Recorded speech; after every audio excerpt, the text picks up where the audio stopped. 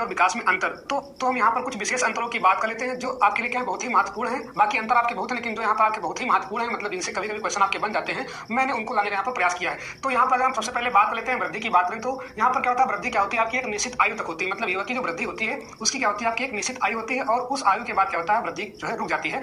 लेकिन विकास में क्या होता है, विकास क्या होता है आपका जीवन पर्यंत, मतलब आजीवन आपका चलता रहता है। तो वृद्धि क्या होती है आपके यहाँ पर एक निश्चित सीमा तक आपकी चलती है, लेकिन जो आपका विकास होता है वो क्या होता है आपका जीवन पर्यंत, यानी कि आजीवन आपका चलता रहता है।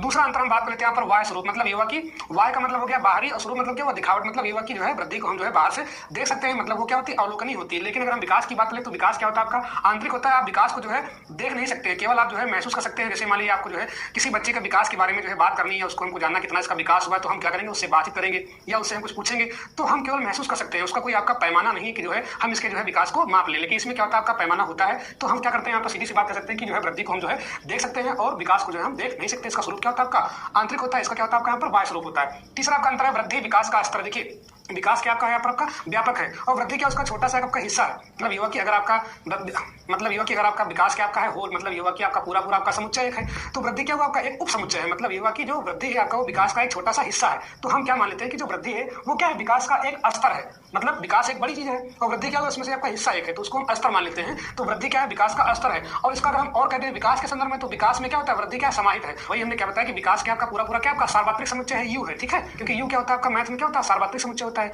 लेकिन वृद्धि क्या है, उसका एक क्या उप समुच्चय है। तो हम ये कह सकते हैं कि विकास में क्या होती है, वृद्धि क्या होती है आपकी समाहित होती है। आगे हम बात लेते हैं केवल शारीरिक परिवर्तन। मतलब जो वृद्धि होती है वो किससे नोटिफाई होती है, केवल आपका जो है शारीरिक परिवर्तन हुआ आपका, चाहे लंबाई में हो, चाहे आपका भार में हो, चाहे आपका आकार हो। तो हम तीनों की बात लेते हैं, मतलब ये हुआ, ये से हम क्या बोलेंगे आपका केवल शारीरिक परिवर्तन। लेकिन यहाँ पे क्या होता है, जितने भी आपके विकास के पहलू होते हैं वो आपका चाहे शारीरिक हो, चाहे आपका मानसिक हो, चाहे आपका सामाजिक हो, चाहे आपका संवेगात्मक हो, चाहे आपका संज्ञानात्मक हो, चाहे आपका सांस्कृतिक हो, चाहे आपका जो है चारित्रिक हो। तो हम सभी विकास के पहलुओं की चर्चा करते हैं किसमें, विकास के अंतर्गत। तो वृद्धि में क्या होता है, केवल आपका शारीरिक होता है, लेकिन यहाँ पर क्या होता है शारीरिक मानसिक जितने भी आपके पहलू आते हैं, क्षेत्र आते हैं, जितने भी आपके जो है समझ क्षेत्र होते हैं जो बालक के, उन सबको हम लेकर चलते हैं। आगे हम देखते हैं केवल परिमाणात्मक। मतलब केवल यहाँ पर हम किसकी बात करते हैं, परिमाण मतलब क्या हुआ कि मात्रा। परिमाण मतलब क्या होता है, मात्रा की बात करते हैं।